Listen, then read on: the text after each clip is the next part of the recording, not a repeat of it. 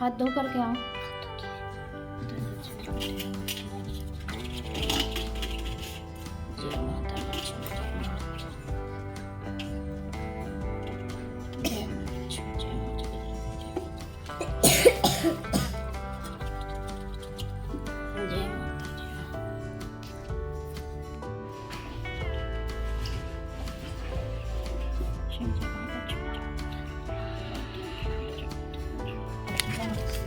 श्री जग लक्ष्मी माँ, हे जग लक्ष्मी माँ, आपने जैसी चांदी की मनोकामना पूर्ण की वैसे हमारी सभी मनोकामना पूर्ण करना, सबका कल्याण करना। मैं सब परिवार आपके चरण में। श्री अधिक लक्ष्मी माँ, हे जग लक्ष्मी माँ, आपने जैसी चांदी की मनोकामना पूर्ण की वैसे हमारी सभी मनोकामना पूर्ण करना, सबका कल्याण करना। मैं सब परिवार आपके चरण में। श्री विजय लक्ष्मी माँ, हे जग लक्ष्मी माँ, आपने जैसी चांदी की मनोकामना पूर्ण की वैसे हमारी सभी मनोकामना पूर्ण करना, सबका कल्याण करना। मैं सब परिवार आपके चरण में। श्री वैश्वर लक्ष्मी माँ, हे जग लक्ष्मी माँ, आपने जैसी चांदी की मनोकामना पूर्ण की वैसे हमारी सभी मनोकामना पूर्ण करना, सबका कल्याण करना। मैं सब परिवार आपके चरण में। श्री वीर लक्ष्मी माँ, हे जग लक्ष्मी माँ, आपने जैसी चांदी की मनोकामना पूर्ण की वैसे हमारी सभी मनोकामना पूर्ण करना, सबका कल्याण करना। मैं सब परिवार आपके चरण में हूँ। श्री धन लक्ष्मी माँ, हे जग लक्ष्मी माँ, आपने जैसी चांदी की मनोकामना पूर्ण की वैसे हमारी सभी मनोकामना पूर्ण करना और सबका कल्याण करना। मैं सब परिवार आपके चरण में। जय माता।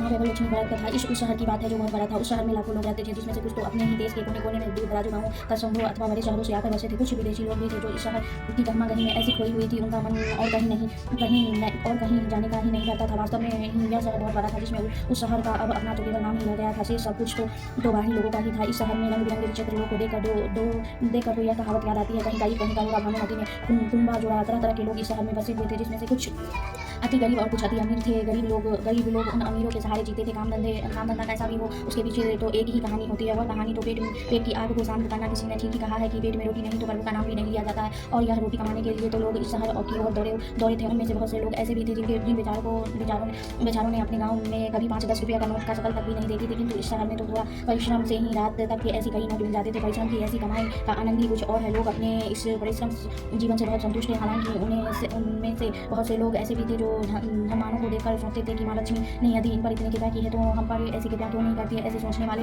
में से बहुत से लोग थे, परंतु उनके समझने वाले कुछ विद्वान भी थे, समझाने वाले विद्वान भी थे, जो उनके मन में फिर से वापस बुला लो, हमारे घर को बर्बाद होने से बचा लो, काम उस पर पिता करो। मुझे धन दौलत संपत्ति नहीं चाहिए, मुझे तो अपना वही पति चाहिए जो आपका भक्त था, जिसके साथ मैं आपके मंदिर आती थी, आपका व्रत करती थी। वह बस वही पति मुझे वापस दे दो। मामा मुझ पर कृपा करो, मुझे सहारा दो। इसी प्रकार कई दिन बीत गए। शुक्रवार भी आ गया। शालिनी इतने दिनों तक मंदिर भी नहीं गई। शुक्रवार की प्रातः थी। उसी समय शालिनी व्रत रखकर माँ लक्ष्मी की उपासना के लिए जाया करती थी। अभी वह अपनी प्रार्थना कर रही थी। उधर द्वार पर से किसी का आवाज़ आई, शालिनी। वह अपने आंसू पोंछती हुई द्वार पर आई और जैसे ही उसने द्वार खोलकर देखा तो सामने माँ लक्ष्मी मंदिर वाली माता जी खड़ी थी। माता जी आप? उसने आश्चर्य से पूछा। हाँ बेटी, मैं हूँ और मैं तुमसे यह पूछने आई हूँ कि आज शुक्रवार को माँ के व्रत के दिन भी मंदिर क्यों नहीं आई। माँ जी न जाने क्यों शालिनी बूढ़ी माँ के गले लगकर जोर से बच्चों की भांति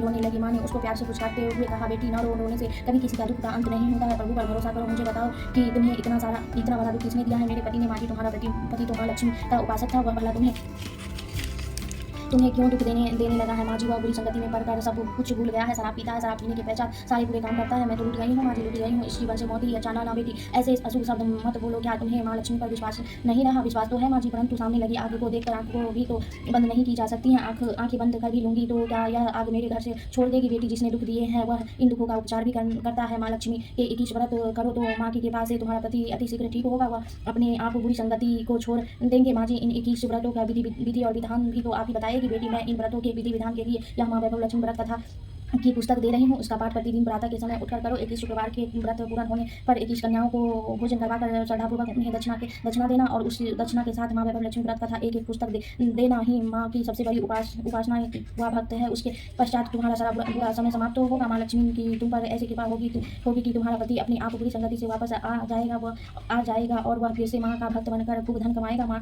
ने बेटी शालिनी को आशीर्वाद दिया और वहाँ से चली गई।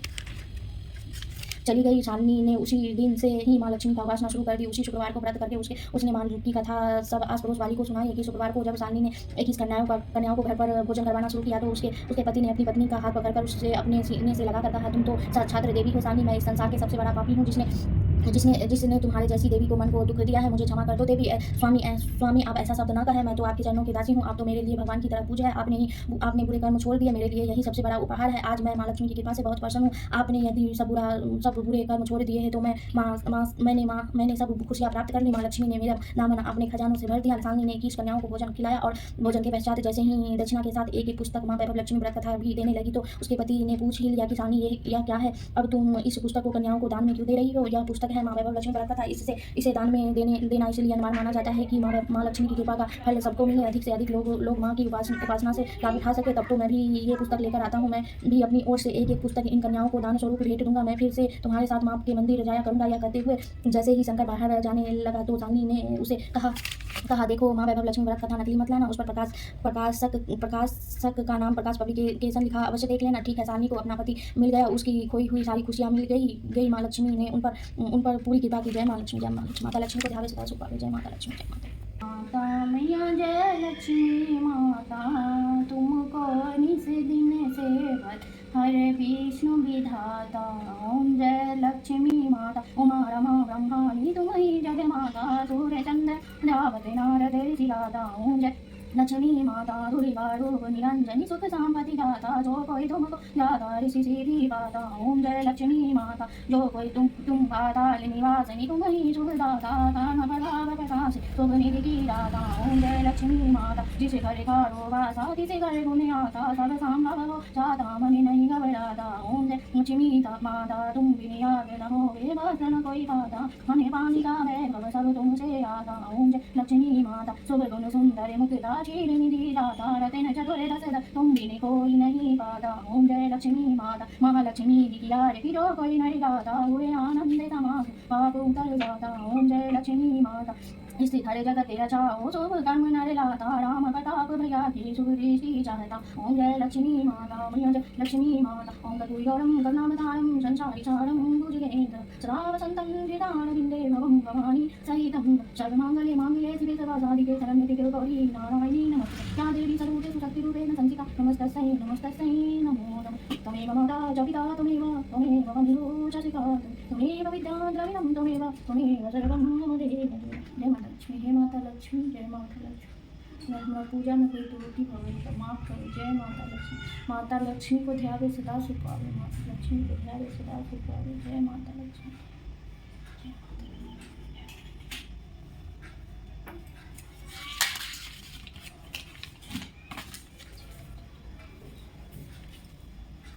जय माता।